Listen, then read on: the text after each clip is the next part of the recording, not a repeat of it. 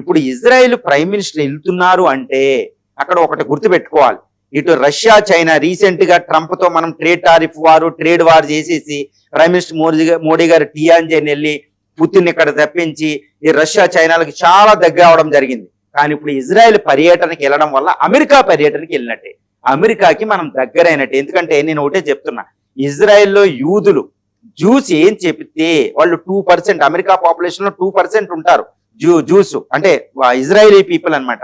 కానీ అమెరికాలో ఇన్ఫ్లుయెన్స్ అనేది ఇజ్రాయెల్కే ఉంటుంది. గ్రేట్ లాబియింగ్ గ్రూప్ అన్నమాట జూస్ గ్రూప్. వాళ్ళ ద్వారా మనం ఇప్పుడు ప్రైమ్ మినిస్టర్ అమెరికా పర్యటనకి వెళ్ళడానికి లేదు, కానీ అమెరికా ఇజ్రాయెల్ వెళ్ళడం వల్ల అమెరికా వెళ్ళినట్టే. అమెరికా అంత కన్విన్స్ అవుతుందంట మీడియా కవరేజ్.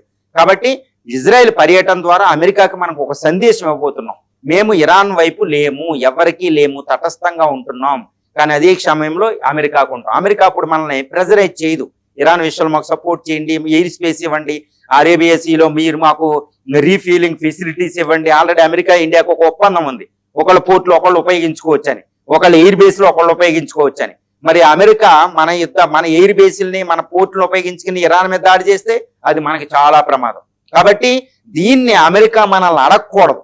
కాబట్టి ఇజ్రాయెల్ ద్వారా మనం లాబింగ్ చేస్తాం, మేము తటస్థంగా ఉండాలి. కాబట్టి అమెరికా మమ్మల్ని సపోర్ట్ అడగొద్దు, వాళ్ళకి మేము సపోర్ట్ మీకు ఇవ్వని ఇజ్రాయెల్ ద్వారా లాబింగ్ చేస్తున్నాం. కాబట్టి యుద్ధ మేఘాలు ఉన్నప్పుడే మనం ఇజ్రాయెల్ పర్యటన చేయవలసి వస్తుంది. ఇది 2017 పర్యటన తర్వాత మోడీ గారు విజిట్ చేస్తున్న రెండో పర్యటన. ఇప్పుడు స్వతంత్రం వచ్చిన తర్వాత ప్రైమ్ మినిస్టర్ మాత్రం ఈయనే, మోడీ గారే ఫస్ట్ విజిట్ ఇజ్రాయెల్ పర్యటనకి వెళ్ళింది.